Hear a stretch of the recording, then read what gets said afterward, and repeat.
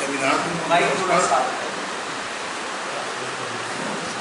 اور اس کے بعد جو ہے چند مزاحیہ اشعار اگر اجازت ہو تو.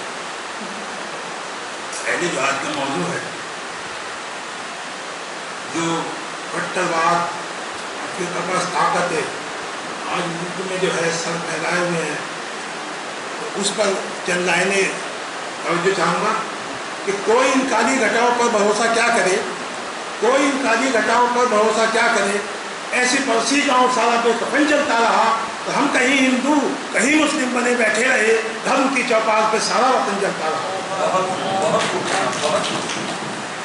میں آج کی جو فرقہ پرستی ہے اس پہ 4 لائن عرض کرنا چاہوں گا کہ تمہاری فرقہ پرستی سے کٹے ہیں کتنے سر، جلے ہیں کتنے گھر، تمہیں احساس کیا ہوگا، اور بہاؤ خون سڑکوں پر، مگر اتنا ذرا سوچو وطن جب خون مانگے گا تمہارے پاس کیا ہوگا. جو رام چندر جی نے شبری کے بیر اس لیے کھائے تھے کہ شبری کا جو ہے دل نہ دکھے، اس نے 4 لائن میں لگاؤں کہ دل توڑنا کہاں کا دکھایا نہ جس نے دل، اور 14 برس نبھاتا رہا اپنے لاج کو، اور وہ رام خوش رہے گا نہ مسجد میں بیٹھ کر ایک حکم پر جو چھوڑ گیا تخت و تاج کو. آج جو دھرم کا معاملہ ہے، دھرم بہت اچھی چیز ہے اگر صحیح سمجھا جائے. ہندو اپنے دھرم پر چلے، مسلمان اپنے دھرم پر چلے، آپس میں کوئی تنازع یا جھگڑا ہو ہی نہیں سکتا. چند لائن عرض کرنا چاہتا ہوں.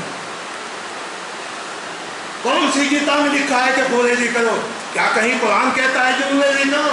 ارے دلی مندر دلی مسجد دل سے توڑے جائیں گے، مذہب کے آئے میں بھی کیسے جوڑے جائیں گے، اور آؤ مل کر ملک کی بیداغ عظمت کو بچائیں. خون کے چھینٹے کہیں بھارت کے نقشے پر نہ آئے، اور یوں مٹائے ہندو مسلم کا دلوں سے امتیاز، ایک سب میں کیرتنوں ایک سب میں نماز. اور اس ملک کے لیے، اس ملک سے میں وعدہ کرنا چاہتا ہوں سبھی لوگوں کے مادھیم سے کہ تیری تصویر کو دھندلا نہیں ہونے دیں گے، تیری تصویر کو دھندلا نہیں ہونے دیں گے، اور اے وطن ہم تجھے رسوا نہیں ہونے دیں گے. ملک ایک بال بٹا بچ گیا لیکن سن دو اس کی تقسیم دوبارہ نہیں ہونے دیں گے. اب تھوڑا سا مزاحیہ اس میں آ جائے. جاوید صاحب اگر اجازت دیں آپ. آج کی سیاست کی ایک گدھے سے یہ کہا میں نے کہ اچھے ہو جناب، ایک گدھے سے یہ کہا میں نے کہ اچھے ہو جناب، بولا اینٹوں سے نظر آتا ہوں کہ آقا کا اچھا ہوں. میں نے اس سے کہا سینٹر کا منسٹر بن جا، میں نے اس سے کہا سینٹر کا منسٹر بن جا. ہنس کے بولا کہ میں اس سے تو گدھا اچھا ہوں، رات دن بنگلوں میں پڑے رہتے ہیں بھارت کے وزیر، رات دن بنگلوں میں پڑے رہتے ہیں بھارت کے وزیر، اور میں گدھا ہو کے بھی دیش کے کام آتا ہوں. 4-6 لائن ہو اسی زمین میں. سرزمین بارہ بنکی جو بڑے اچھے نیتا جی ہیں، رفیع احمد کدوائی، محسنہ کدوائی وغیرہ، تو وہاں سے کچھ لائنیں ہیں. جاوید صاحب اجازت چاہیے. بارہ بنکی سے ملی ہے یہ المناک خبر، ایک انسان نے کیا ہے گدھے کا مرڈر، ہاں یہ قتل کے جس میں کوئی ملزم نہ وکیل، اور نہ ضمانت نہ وکالت نہ امانت نہ فیل.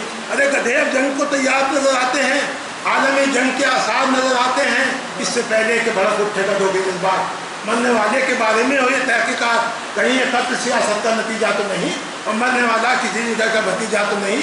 اگر ایسا ہے تو اس قتل کا افسوس ہی کیا، مرنے والا بھی گدھا مارنے والا بھی گدھا. تو آج ویسے مجھے دیر ہو گئی، اس سے پہلے کچھ خیال رکھنا چاہتا تھا. بس اتنا ہی. انشاءاللہ آپ لوگوں سے کبھی ملاقات ہوگی تو پھر ملیں گے. شکریہ. ایک آخری اور کر دیجیے. جی آخری کا پھر نظم ہے وہ تھوڑی آپ کو برداشت نہ کر پاؤ گے. نہیں ویسی نہیں ہے، مزاحیہ نظم ہے، مزاحیہ نظم ہے. شاید جو ہے اگر اجازت ہو تو کہوں کیسے لیڈرشپ پنپتی ہے. اور آج کے لیڈر کیا کرتے ہیں؟ ڈاکو اور نیتا. نظم کا عنوان ہے ڈاکو اور نیتا. توجہ دیں گے تو شاید مزہ آئے گا آپ کو.